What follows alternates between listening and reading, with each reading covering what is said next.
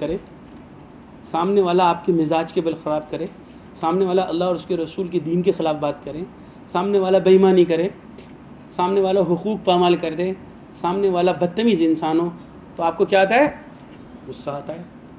اچھا, یہاں اللہ تعالیٰ آپ کو غصے کو پی جانے کی بات کر رہے ہیں. اگر غصہ آپ کے کنٹرول میں نہیں ہے, ٹھیک ہے جی, تو آپ پرابلم میں آ گئے. تو نیچرل سی بات ہے, غصے میں لڑ پڑیں گے یا آپ اس کو گالی گلوچ کریں گے, تو آپ بھی تو اس گناہ میں شامل ہو جائیں گے. اگر کسی نے آپ کو گالی دی تو آپ کو گالی دینی پڑے گی. تو غصہ ہمیشہ جائز بات پر آتا ہے. غصے کو صبر کے اندر لانا ہے اور اس پہ ثابت قدم ہو جانا ہے, اس پہ کنٹرول کرنا ہے. یہ صبر نفس میں آ رہا ہے. سوچ کے بعد خواہشات نفس. خواہشات نفس میں نے آپ کو بتایا اگر پوری نہیں ہوں گی تو آپ کبھی سیٹسفائڈ تھوڑی ہوں گے, اور کے چکر میں رہیں گے. ٹھیک ہے جی. پھر صبر جب آپ غصے پہ کریں گے تو وہ کمزوری کی جگہ انرجی بن جائے گی آپ کو.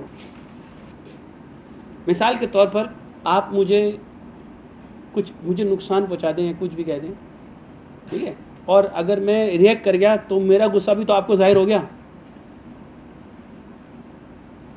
اگر میں اس وقت پی گیا تو آپ تو مجھے نہیں ریڈ کر سکتے ہیں نا, ہے نہیں. آپ کو کیا پتا میں نے کیا سوچا. اگر میں لڑ پڑتا تو میں آپ کے سامنے اوپن ہو گیا نا لڑتے ہوئے.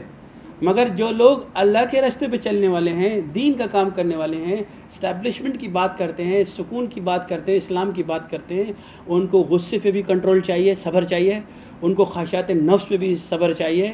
اللہ تعالیٰ چیزیں چھوڑنے کو نہیں کہہ رہے, پینے کی بات کر رہے ہیں. یعنی غصہ آنا نفس کے اندر بلٹ ان ہے, غصے کو کنٹرول کرنا ہی صبر ہے. اور ورنہ شیطان غصے میں لا کے اس پازیٹیو چیز کو نیگیٹو کر دیتا ہے, خواہشات کو نیگیٹو کر دیتا ہے, سوچ کے اندر جاتا ہے, ایکٹیویٹ کرتا ہے نا. تیرے ساتھ ایسا کر دیا, اس نے تیرے ساتھ بدتمیزی کی, تیرا مال کھا گیا, آپ لڑ پڑتے ہیں نا, تو ایکٹیویٹ کرتا ہے. پازیٹیو سائڈ کو بھی شیطان سوچ کے ذریعے بادر کرتا ہے. اس پہ صبر کریں گے تو اللہ تعالیٰ کیا کہتے ہیں, والعافین عن الناس, اور لوگوں کو معاف کرتے ہیں. واللہ یحب المحسنین, اور اللہ محبت کرتے ہیں احسان کرنے والوں سے. اب اس کے ذہن میں اللہ نے یہ بات ڈال دی کہ تم فراغ دستی تنگ دستی میں خرچ کرو, غصے پہ کنٹرول کر دو, لوگوں کو معاف کر دو. اللہ تمہارے اس احسان کی وجہ سے تم سے محبت کرنے لگ جائیں گے, کیونکہ میں اللہ سے محبت کرتا ہوں اور اس کی محبت چاہتا ہوں. مجھے پتہ ہے مجھے غصہ آتا ہے, مگر صبر کرنے والا جس کو ایمان والے کے ساتھ ساتھ اس کی محبت بھی چاہیے, اس کی رضا بھی چاہیے, تو وہ صرف اللہ کو راضی کرنے کے لیے, اس کی محبت حاصل کرنے کے لیے اپنی شخصیت کے اندر صبر کرتا ہے, پی جاتا ہے, اللہ کی محبت اسے ملتی ہے. تیسری چیز دیکھیے, غصے کے بعد محبت. اب یہ محبت بھی بڑا عجیب و غریب ہے. مثال کے طور پر دیکھیے قرآن مجید میں ایک آیت ہے 2:165, یہ پازیٹیو ایموشنز کی بات کر رہا ہوں میں آپ کو, یہ نیگیٹو کی بات نہیں ہو رہی ابھی. اللہ تعالیٰ کہتے ہیں سورہ بقرہ 165, وَمِنَ النَّاسِ مَن يَتَّخِذُ مِن دُونِ اللَّهِ اندادا, اور لوگوں میں سے ایسے بھی ہیں جنہوں نے بنا لیے ہیں اللہ کے سوا. اندادن کے مطلب ہوتا ہے جی مد مقابل, سنیں سر, مد مقابل یا ہمسر. یحبونہم, وہ یوں محبت کرتے ہیں کہ حب اللہ, جیسے اللہ کو کرنا چاہیے. تو اب لوگوں نے کیا کیا, اللہ کی محبت چھوڑ کر لوگوں سے محبت کرنے لگ گئے. اور اللہ کی محبت چھوڑنے سے کیا ہوا, جب لوگوں سے محبت کرنے لگ گئے تو ویکنس بن گئی محبت. محبت کرنا بری بات نہیں ہے. دیکھیں جب آپ کسی سے ضرورت سے زیادہ محبت کرتے ہیں, آپ دیکھیں گے بڑا بڑا پڑھا لکھا انسان خودکشی کر لیتا ہے. ڈاکٹر ہے جی, انجینئر ہے, اس کو کسی سے محبت ہو گئی, ان کی شادی نہیں ہو پائی, اس نے کیا کی سر, خودکشی کر لی. بھائی تمہیں کیا ہو گیا, تم تو ڈاکٹر انسان تھے, تم تو انجینئر تھے. تو محبت جب ضرورت سے زیادہ ہو جاتی ہے, اگر صبر نہ ہو تو غلط کام ہو گیا نا آپ سے. آپ اولاد کی محبت میں غصے میں جاتے ہیں, اولاد کی محبت میں کمزور ہو جاتے ہیں. آپ اس محبت کو کنٹرول نہیں کر پاتے جس کی وجہ سے آپ وہ گناہ کرتے ہیں جس سے اللہ رسول راضی نہیں ہے. تو محبت پازیٹیو ٹول ہے. شیطان آپ کی ویکنس جھانکتا ہے اور وہاں سے ایکٹیویٹ کرتا ہے, آپ کے صبر کو ہٹا دیتا ہے. صبر کے معنی میں نے آپ کو بتایا, ثابت قدمی, ڈٹے رہنا, اپنے آپ کو روکے رکھنے کو ہٹاتا ہے. اور صبر صفت کی جگہ ویکنس بن جاتی ہے. اور جبکہ صبر وہ ٹول ہے جس سے اللہ کی رضا حاصل ہوتی ہے, منزل تک پہنچتے ہیں آپ, تو وہ آپ کو ہٹاتا ہے اور آپ سے وہ کام کرا لیتا ہے. اب اور لوگوں سے محبت اس طرح کرتے ہیں جیسے اللہ سے کرنی چاہیے.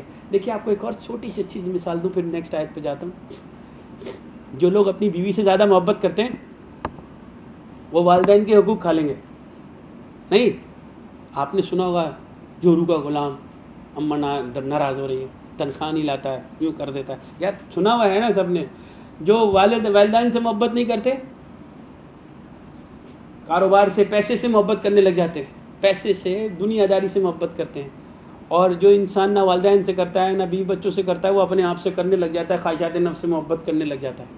ٹھیک ہے جی.